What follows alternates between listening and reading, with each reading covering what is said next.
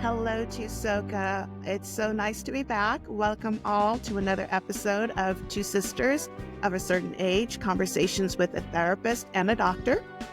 I am your co-host, Judy Grant, licensed marriage and family therapist. And I'm your co-host, Dr. Sophia Grant, board-certified pediatrician and board-certified child abuse pediatrician.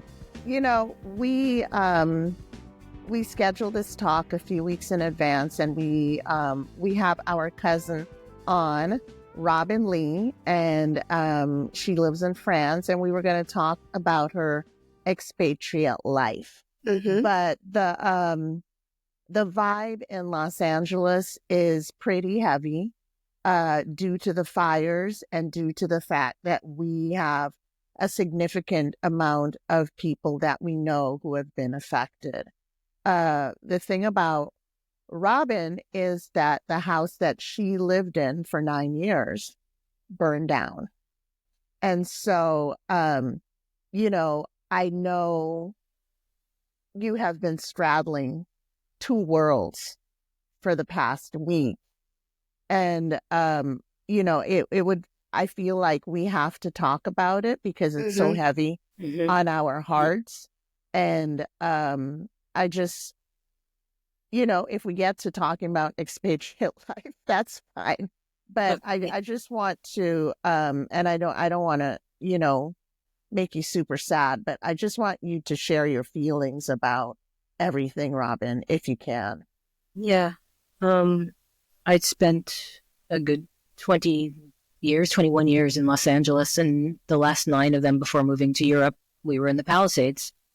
We were up in the Marquez Knolls, close to the midway up the hill. I would say closer, maybe 2/3 of the way up the hill, and which was close to where the fire broke out originally. The fire broke out in the Highlands, just across the fire road from the top of my street. What was my street? And it happened so quickly. I got news of it as it was in real time. I think my husband was on a flight to Las Vegas and texted me a picture and said, Chris, a friend of his who was in Santa Monica, who just sent this picture. This is coming from the Palisades, and it was smoke. And then I went on my phone, and I have a group of friends who are in the West Side, and they were all chatting about it immediately. Like, yeah. And I think I need to say that we lived in that house for 9 years, and when we moved to France, I have a cousin named Tracy, who we are obviously very, very close with, and right. She and her husband Phil and their son Asher moved in to the house that we'd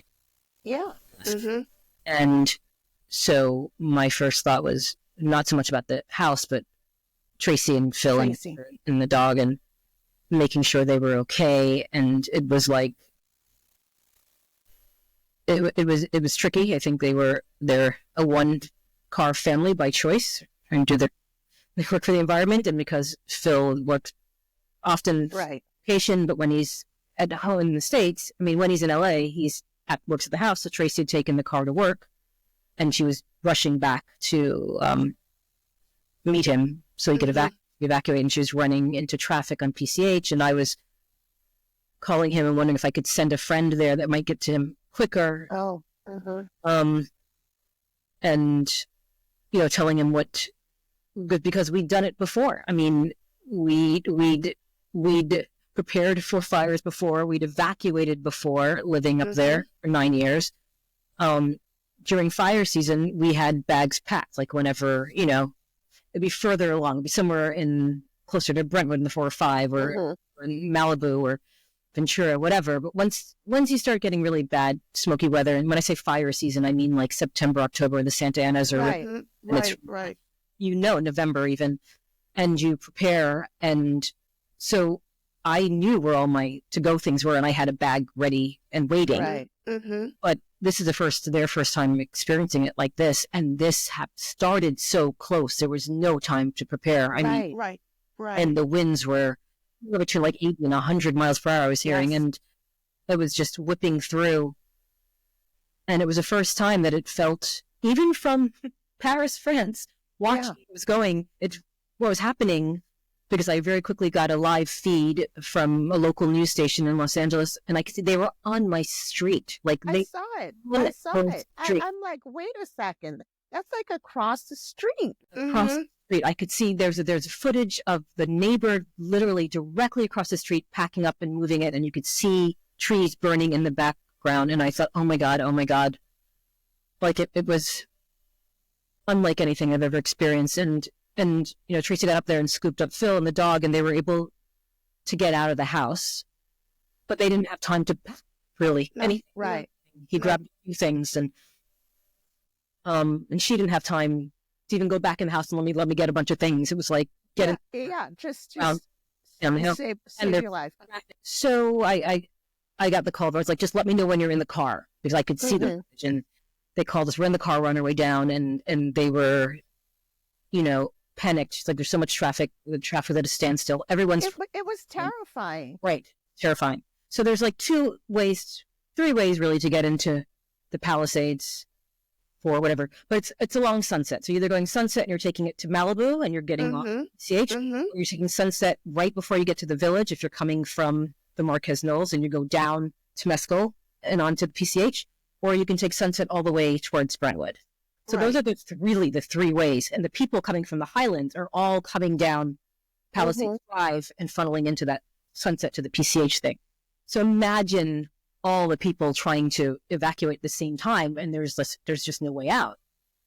And she was panicked, and she was saying there are people here walking, and people pushing strollers. They've gotten out of their cars and they're walking. Like it sounded crazy what was happening. Apocalyptic. It sounded like a movie, like a disaster movie. Like a disaster movie. And we've all seen them, but to experience it, right, be in it, I just can't even and the smoke, imagine that's that awful. terror. Right, and the winds. Remember, the winds are blowing. The winds are blowing ash, but they're also blowing, embers. Yeah. I was texting with another friend of mine who was at the top of the hill, and she said, we got out. We got as much as we could take, whatever.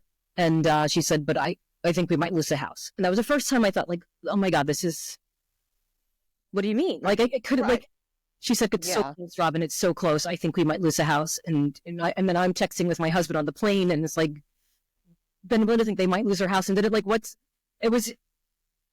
was awful. And I think as I watched the news and I watched houses on my street burn, like, as first it started 1377, and then they were showing me 1408, and I'm like, I know these. I've walked through these houses many times, like, or driven by, and it just became more and more real, and at the same time more and more surreal. It was really happening to people I knew, to place I knew, and yet how so quickly, how. Yeah. And I think at some point by the end of that first day, I just kind of thought, okay, they might lose the house. I think of it as we, because I still think of it as my home, of course, our collective home. But they're out and they're safe, and you say that's all that matters, but it's not all that matters. Like, if I knew that if they lost it, they would lose everything. I knew I had other friends who were losing and would lose everything. And the first friend I had confirmed was another friend of mine who lived down in the Bluffs, a girlfriend of mine from law school from the East Coast, who also went to the Palisades and raised 3 kids there and loved it. And I texted her, like, how are you doing? And she's like, we all got out. We got the dogs, we got the cat, everyone's out. The house is gone. And that was the first one that I was just like, yeah. Well, what do you mean? I had some magical thinking. I knew that Lockman Lane and the house across from yours was burning down, but I had seen where some houses burned down, and so I just thought your house would still be there for like a few days. I'm like, I'm a grown ass woman, logical, but I still had this crazy feeling like, no, it couldn't happen. It could be fine. And then I started trying to grasp reality and think, you know what, I'm going to, there was a certain point, I think by the end of that day when I was just watching the news and a girlfriend of mine who was down on the other side of Sunset, like at the bottom of the Antonita, and she was on the other side, and she said everything looks bad, and she's hearing things from her other friends on the bluffs, and she's like, the fires jumped Sunset, it's jumped the bluffs. And then when I saw footage of the lifeguard tower burning in Will Rogers Park, like I was like, that's it. Yeah. If it's jumped Sunset, it's jumped the PCH. It is going down to the water and taking everything with it. Yes. And when I heard the alphabet streets were burning, and I was just like, it was something that I couldn't even. I don't think we're going to be able to wrap our minds around it for a long time. There needs to be a lot of processing. I haven't seen it in person, but even those who see it, it's just like you can't imagine. Like, yeah. And I came across a news reporter, and I'm going to forget his name now. Josh, maybe Jacob. I think it's Josh. I can't think it was NBC. I think, whose family is from there, and he was doing all this live reporting. Saw that, yeah. And he came at some point late in the night, and he's like, it's going to be rough. And he was the first one to say, from Chautauqua to the village, most of the houses are down on both sides of Sunset. And I was just like, what do you mean? And he was like, Ralph's is gone. Gelson's is gone. Yeah. Books is gone. Like he's naming. Yes. PBS is gone. The library is gone. Like everything. My kids' childhood, like everything we knew. Yeah. You know, I when I was first talking to Tracy, some days ago when this was just going down, and I'm trying to reassure her, you're safe. You are safe. The most important thing are your lives. And then at the same time, I'm feeling, well, am I now discounting what she has lost? Yeah. Right. Yeah. I mean, right? How do you? And I don't want to do that because there's a lifetime of things that have been acquired and memories and what have you. And I don't want to discount what she has lost, but I feel like I just want to, the only hopeful thing I can say is you have your life. Your life. But then it's true. So much of our life is our possessions and the memories we associate with them. And if your friends are gone and your grandmother's china's gone and your father's clock or army uniform, whatever it is, all those things are like, and then the things that you just love, like your favorite clothes, your shoes, your wedding gown, like all these things, like you love so dearly, and all those people have lost all of that, like all of it. Yeah, all of it. And there's no getting it back. You know what I mean? No. We can, and people will rebuild. They will rebuild, but it's going to feel very, very different because there is no memory associated with this couch or this lamp. Right. And so we know that things can be replaced, but it does not take away from that grief. And I know that there's a lot of grieving going on. And this, when we talk about grieving, it's not just someone passes away and we grieve. We grieve for any sort of loss that we may have. Right. So people are in disbelief, in shock. They will go through the stages of mourning in their own time. But even though I was not directly affected, like my home, I'm grieving for Los Angeles, where I've lived for the last, 51 years. The places that I've known, the restaurants that I've been to, Moon Shadows on PCH. Yeah. Masters on beach, all these places that we'd spent birthday parties and big dinners and brunches and I think about your backyard and Oh, that how backyard. that view onto the ocean, and I wonder what that looks like. And I think about even the wildlife Yes. that, The deer, we used to get so many deer in our backyard deer daily, and and where do they go? What's become of them? yeah, Being I able to saw buy a with- sweet little deer just running, not knowing where to go. God. And for those of you who might not be aware, we are talking about the Palisades fire, but please understand that Los Angeles has been riddled yeah, with these wildfires. There is the Altadena fire. There is which is called the Eaton fire. There is the Hearst fire that broke out in Sylmar. There's the Lydia fire that broke out in Acton. The Sunset fire that broke out in Hollywood. Sunset fire.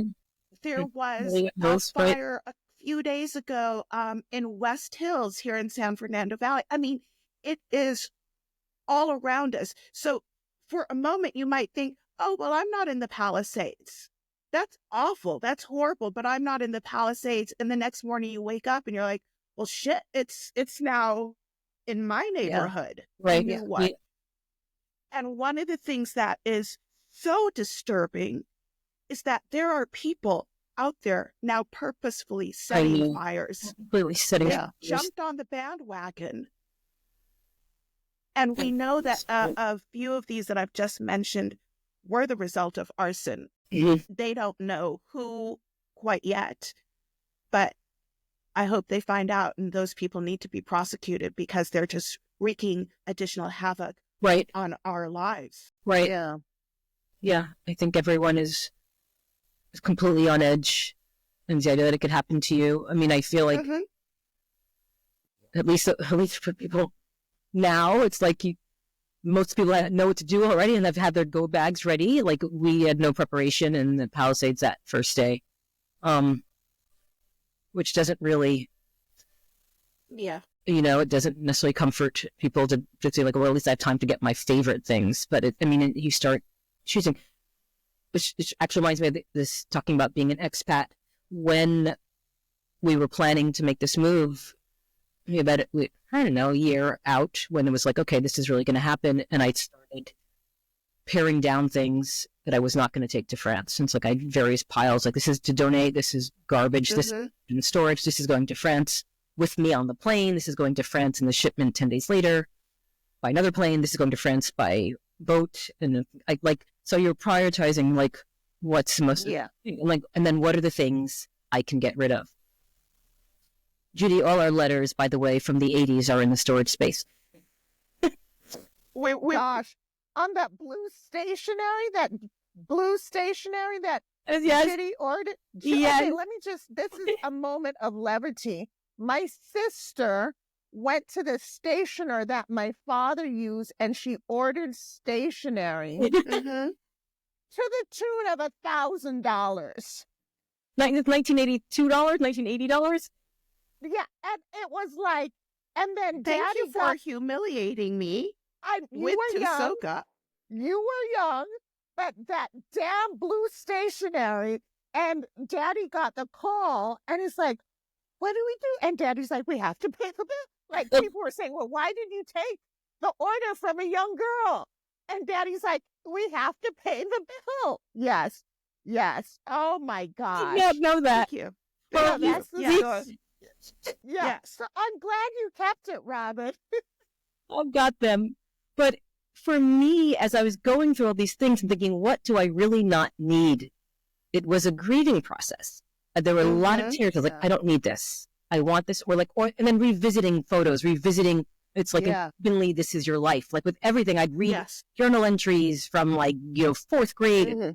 It's like, okay, I just need to pack it up, figure out what I'm going to do with it, get back to it later. I cannot go through everything. But even the kids' artwork, what do I keep? What don't I keep? My son is an artist. He's now in his first year at University of Arts London, Central St. Martin, studying fashion design.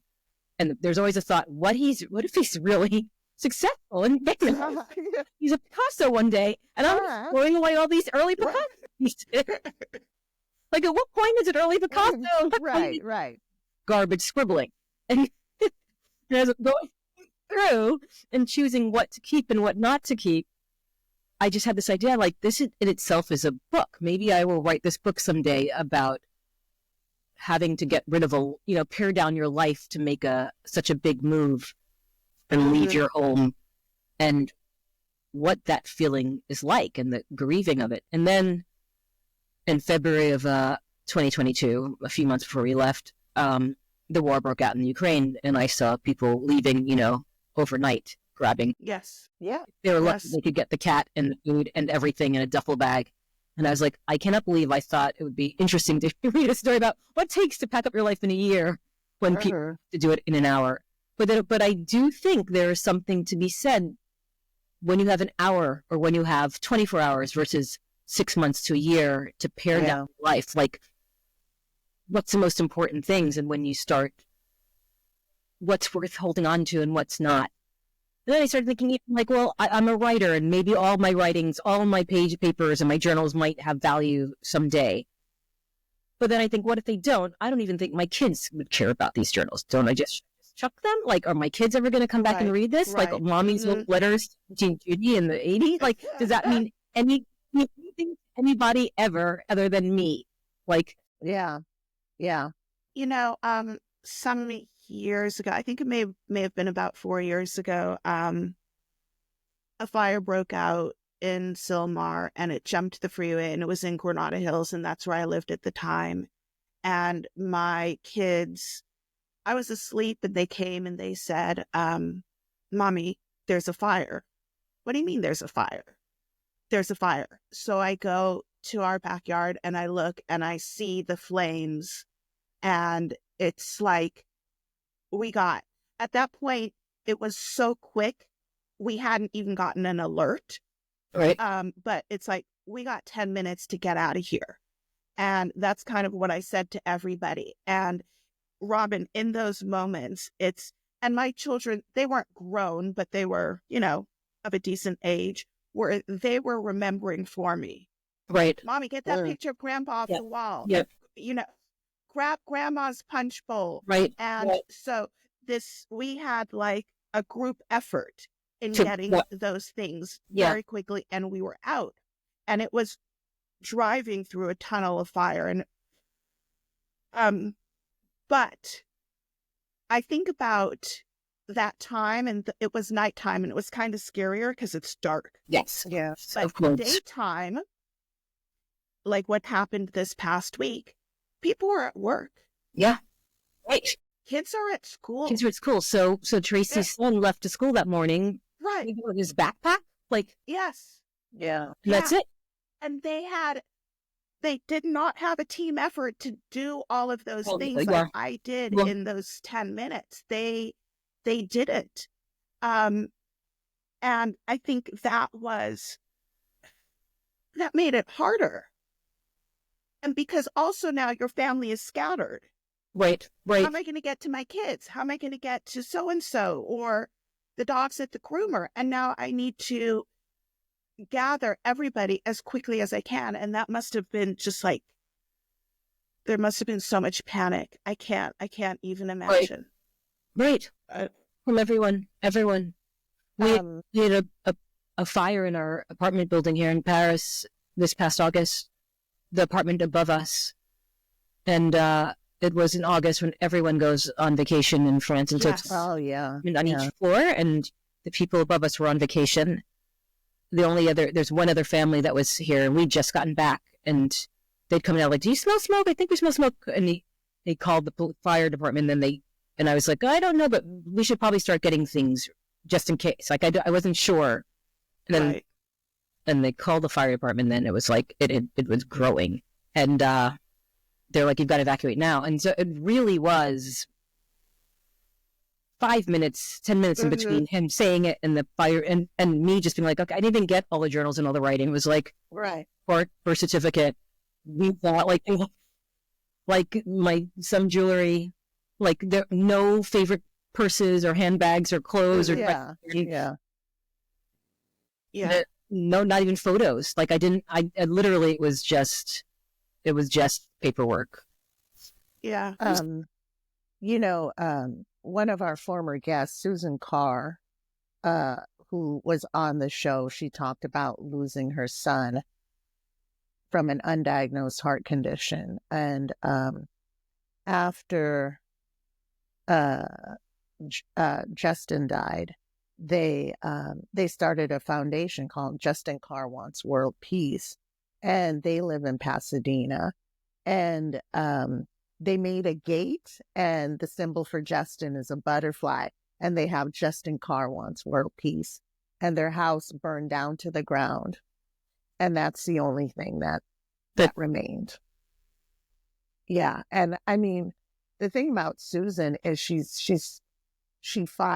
tries to find the good in each situation, and then, you know, in that she just was like, that's nothing but Justin just wants to be here with us. And they found a few like butterfly things they had made that survived the fire. So they were able to scoop up. They took his artwork, and they had these memories of their son, which can you imagine if they lost everything, including his artwork? That would have been another loss. Yes.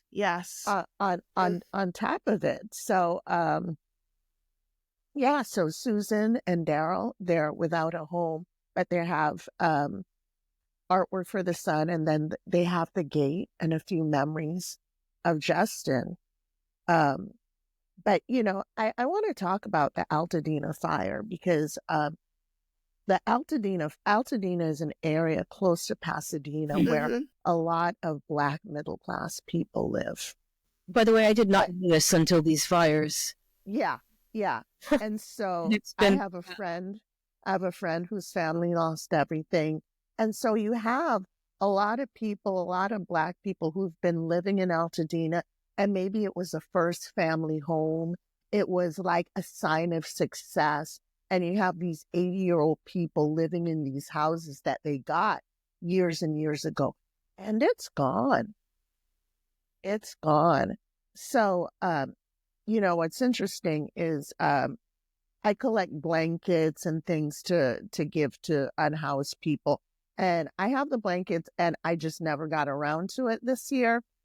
And like, I'm driving to Altadena after there's a church, collecting blankets and clothing and toiletries. And I have all of those things that I never got around to dropping off this year. I'm like, oh, I have to clean. And it's literally in my entryway, you know, thinking, oh, let me drop this off at Goodwill or whatever. But now I have a purpose for that. And I'm specifically going to Altadena just because I know resources in the Black community tends to be less. We tend to be forgotten. And I'm making that drive to that church to drop that stuff off. It's, I can't even imagine the people whose medication. I know. Imagine the people. I have a friend whose son is blind, and he's a drummer. And so he has drum sets. He's 11, yet burned to the ground, adaptive equipment, everything's just gone. And so, you know, when she reached out asking for help, what do you need? A toothbrush. Right. Underwear. Yeah. Just the basic necessities to survive. Right. People need the basic necessities. And I think we often feel helpless. Like, what can we do? And, you know, Candy, you've got these donations ready to go. I've been purging my closet. I actually purged at the beginning of the year, and I'm like, oh my gosh, I actually have things. So, and my husband did the same thing. So we're going to, you know, do that as well. But I want to feel more useful in this destruction. Right. Yeah. And I'm thinking I'm actually going to, you know, I feel like I need to find a way to do some grief counseling for people in need, particularly children. Because how are we explaining this to our little ones? Right. You know, when they're just looking for their favorite blanket. And how do we explain it in a way that they can understand and allow space for them to grieve their loss. Right. Yeah. That's kind of my personal and professional mission to figure out. Well, it's also like, it's not just physical possessions. It's a sense of safety and security. And, and as an adult, we have a hard enough time trying to understand that, to grasp that is right. what that looks like for us. For them, like, I can't even imagine, like. Yeah. You know, I follow this young woman on Instagram, May's Storytime Library. Okay. And she shares a lot of books about different topics, like wonderfully different topics. Mm-hmm. And I just want to share a couple books for everybody listening that helps to explain these issues to children. The first is Simone. Simone is an immigrant from Vietnam, and she and her family have to evacuate due to a wildfire. The Fox in the Forest Fire. So it's about a fox in his natural habitat and how he is managing that. And this last one, Robinne, what to bring when you have just a few minutes. Yes. And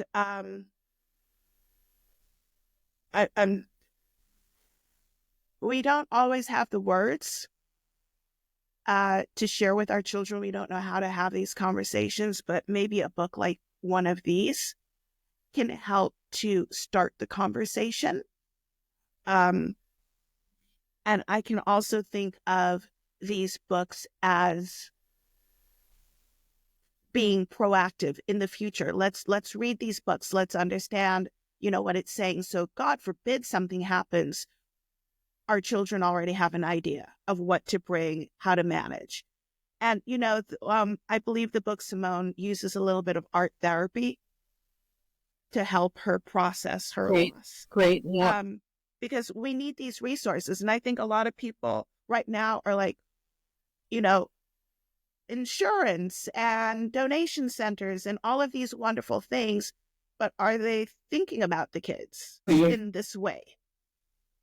So we need to really focus our attention on the needs of our kids right now, because there's so much fear. And what this brings to mind for me is all the kids who are suffering in Palestine, in Sudan, that displacement. Yeah. We in America, we are, there's a buffer. We don't think anything will happen to us where we'll ever be displaced, where we'll ever be wanting. But a lot of Americans are 1 or 2 paychecks away from being homeless. Mm-hmm. But here you have, these people are, refugee may be the wrong word, but when you lose absolutely everything and you have no place to go, these are American people with means who now have no place to go. And there are certain factions of people who have to personally experience it to have empathy for others, which I just don't understand. No. But here we are. This is an American crisis right now. And I hope that for people who think you just pull yourself up from your bootstraps and all that crap, I hope that it softens their heart and it helps them to realize they too can be affected. And to remember to just treat people who are different from you, treat people who are going through something that is different from anything you've ever experienced, with kindness. With kindness. I'm concerned about kids. Anytime there's displacement and disruption in a routine, and you have to stay someplace where you wouldn't normally stay. You have to stay with relatives. Kids are going to be exposed to abuse and, just God, yeah, just maltreatment, and then the family stress, and then the domestic violence. Yeah. Everything just compounds. Yep, it does. It does. This is so much. This is so much. Mm-hmm. And I'm not personally dealing with it, but the fallout is just going to be tremendous for many years to come. Yes. Yeah. Yes. Like I was telling my daughter, Arabelle, who's almost 16, and we were just talking about when I was trying, she was saying, well, at least no one died. This is day one. At that point, didn't have the number, we didn't have any of the numbers we have now, which is no one died. And I was like, that's amazing that so many people have lost their homes and we were able to evacuate. They were able to get out, and no, we have no deaths in the Palisades at this point. I said, but people have lost everything and people will become desperate. I said, and there are people who will never recover from this. Mm-hmm. And there are probably going to be suicides from this. So like older people who've just been like, like how do I even start? Like you were talking about someone being on that land by buying that house in the 50s or 60s, whatever, never being able to afford to rebuild anything on that land. I mean, Yeah. And let's not forget that California fire insurance, a lot of these insurers pulled out. So what is that's crazy, the timing of that, because that recently happened. Yeah. And, the reality is with climate change, we're going to be more prone to these things, and we're going to need to be more proactive. Absolutely. Thank God my house has sprinklers inside the house, but then right. I bought some sprinklers that I need to put on top. And then suppose I have the sprinklers and then they turn off the water because, nothing, you're just kind of like waiting for something to happen. But Candy, like you said, you try to be proactive. For the longest time, I've been telling myself, I need survival kits in each of the cars. Yeah. We got I hadn't gotten them. And guess what I did on Thursday? I ordered them. They're here. I've got now flashlights in every bedroom. Like just some simple things that just puts your mind at ease just a little bit. We not only did we have survival kits. I did a film in 2006. I guess we shot it called "This Is Not a Test," a little independent film that I produced as well as starring in, and my husband's character. I'm sorry, my character's husband, who's played by Hill Harper, was like obsessed with the, a disaster happening and how emergency preparedness and what can we do. And so that kind of got us thinking. And so we had disaster kits like put in each of the cars. But Eric was so prepared when we lived in the Palisades of something major happening. And it's like, if there's a major, and we weren't even thinking about fires. At that point, we're thinking about the earthquake, like the big one. When the big one comes, and all the major arteries,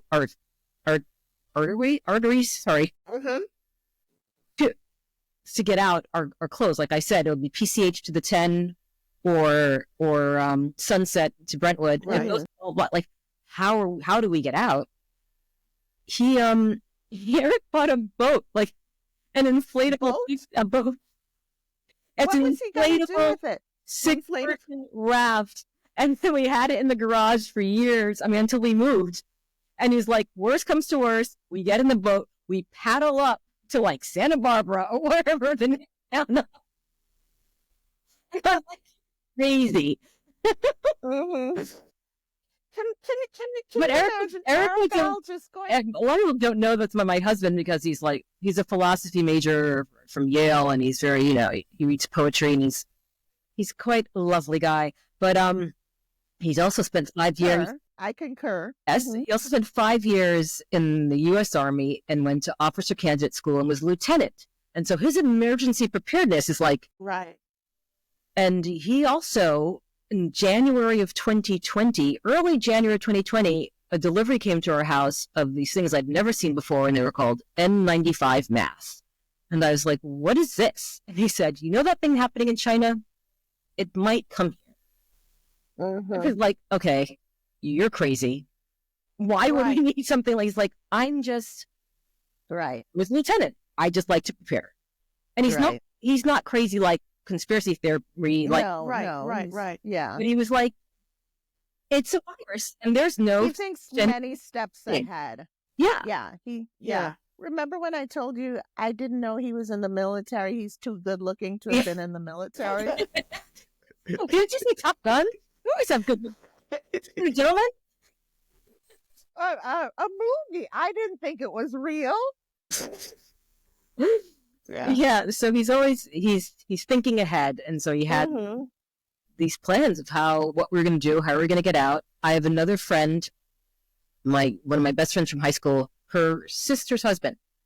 I've known this man for a very long time. They've got 3 grown kids, and I remember being at his place down in San Diego, and him having a go bag, like a fireproof kind of whatever. But he also had like a list of, he had a box that had all of their important papers in one place. If there's anything on here, I pick this up and go. And also in there was like a chip, I believe, if I remember correctly, a recording that he'd done on a camcorder or whatever the video camera was in the early 2000s, going through the house and itemizing all their stuff. Yeah. And that was in the box too. So it's like, I just take this, that I can just walk right into the insurance thing and be like, here's everything we lost. Here's everything we need, whatever. Everything's in this this little bag. I thought that was brilliant. And I used to do that. I made a tape of that when we were living in the Palisades during one of the series of fires, going through the house and just recording it. Yeah. Came across I've heard. And I was like, these are my bags, these shoes, like anything of value. Right. TV here, this computer, this, Yeah, and I've heard. I was just talking about that with my husband last night, like going through the home and doing a video, and he said that they've been talking about it on the news as well. So I think that's just an easy thing that we can all do right now. Do it right now. And it gets stored to the cloud. Right. So you don't need to worry about it. It's there if you need it. Yeah. And I think, like, I don't want to say the lesson from all of this because it makes it sound like people didn't do things that they should have done. Yeah. So, but I think what we can do is try to be an Eric and think ahead. Try to be proactive so we are prepared. I mean, you have like crazy doomsday scenario, like we weren't like accumulating guns or anything like that. Right. He was like, got a boat that we can blow up. And we had there was a period that we had, so that house, I feel like we had the extra, maybe the other, I don't know, like was it kerosene or like some other kind of like liquid, fuel, keep bottles of water. Yeah. We had a plug-in phone for a very long time, like that you'd put into the wall just in case lost internet or whatever it was. Yeah, and cell service. I still have a landline. They say to have a radio that takes a battery. Or a hand crank radio. Yeah. Solar lanterns, so you don't need to worry about, batteries. So, I mean, you can anybody can go onto Amazon right now and type in, survival kits, and they will give you a whole host of things. And what I have is one of those nice, big, sturdy bins from Costco. I've got 2 of them, the black and yellow ones, where that stuff sits. Right. So at least I know they're extra blankets, they're flashlights, they're batteries, there's those meals that are available, and it's in those bins in my garage. Yeah, we used to have those too. Eric had them from the Army. They're called MREs, meals ready to eat. Meals ready to eat. Meals ready to eat. And we had a bunch of those until they'd expired. But then you can get them like camping. You can get hydrated, whatever.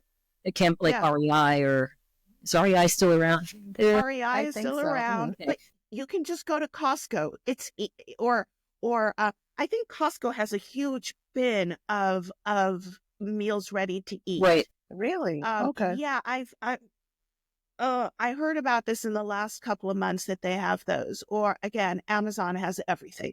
Right. Bottles of water, so important. But it's like, as prepared as we might be or we might feel, when it happens, it happens. And yeah, we get our papers out. Yeah, we've got the emergency blankets, but it's still this devastation that will just sit with you. Yeah. And how to move beyond that. And I can't even think about moving beyond it because we're still in it. The fire is still burning. Yeah. Yeah. It's still burning. From my window here, and I live in Santa Clarita now, but from my window, I can see smoke from that fire. And when we had the Sylmar, the Hearst fire, and the Acton, it was just like a smoke ring around the Santa Clarita Valley. I don't know. So many people, so much loss. Yeah.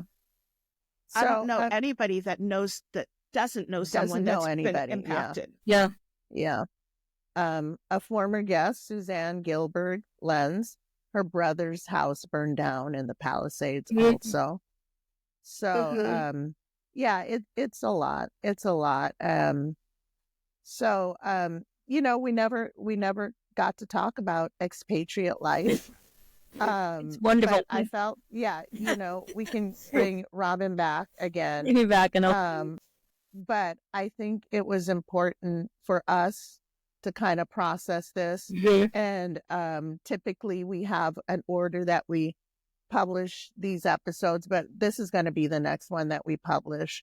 But in terms of resources, there's always the Red Cross. Right. There, you can donate to the Red Cross, and the Red Cross is always, it's tried and true. There's going to be places that claim to be helping, and they're just fleecing people. So do your research when you donate to organizations. Clearly, I know there are lots of GoFundMe specifically for people. You can do that. But in terms of kind of these broader organizations, the Red Cross, do your research and make sure that the help actually gets to the people who need it. And then if you do not have resources to give, you have yourself. You can go and you can sort donations. You can help people clean up. You can help people move from one place to another. So, right. I think with Lester Carr, Yeah. You can transport people. You can pick up somebody's medication. So reach out. A lot of churches in the area. Yes, the churches are reaching out to help. So if you feel helpless in this, you can use yourself, your car, your time, and give in that way, because it's not a time for that mentality of, just suck it up. No. Or it's them and not me.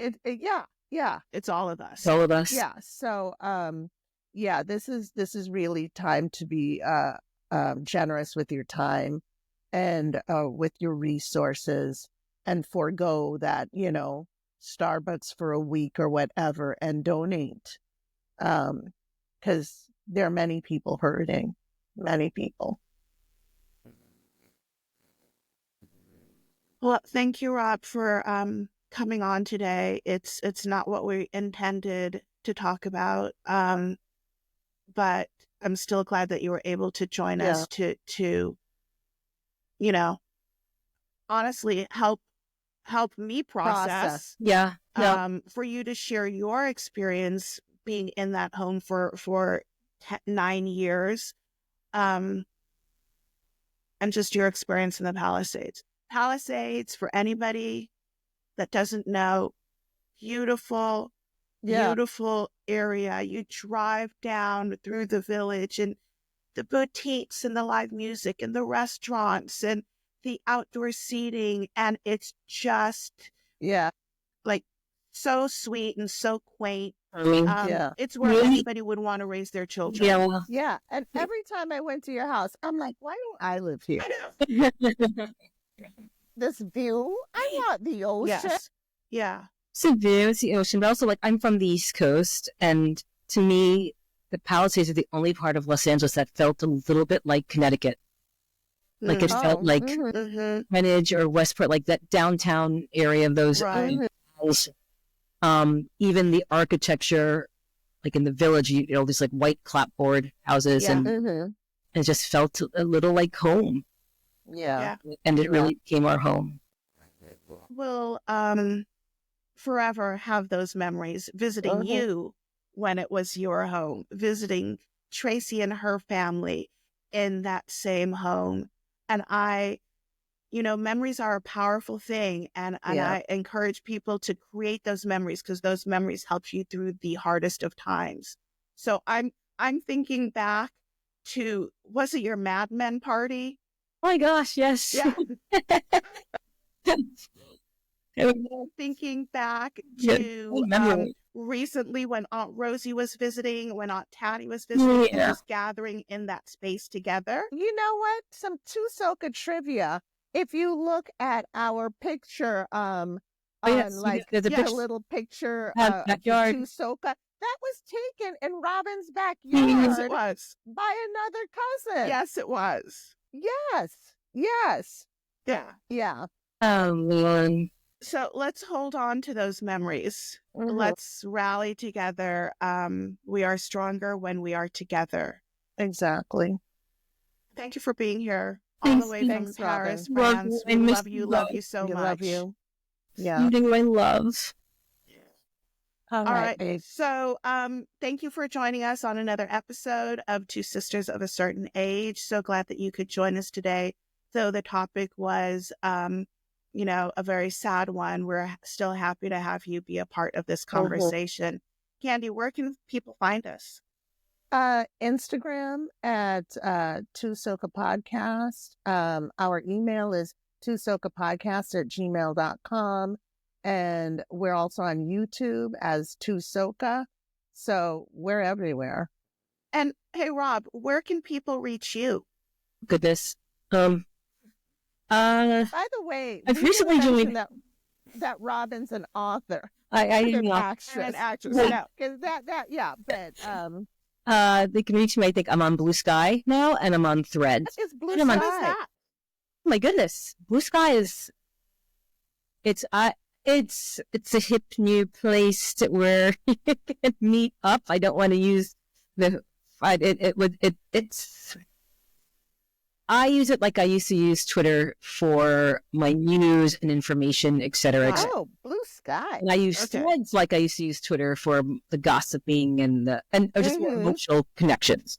Right. Twitter used to have both of those together, and so now I get one of them serves one purpose to me and one serves the other. But Blue Sky, it's like Blue Sky dot. I don't know. Just look up Blue Sky. You can figure it out. Yeah. Figure it out.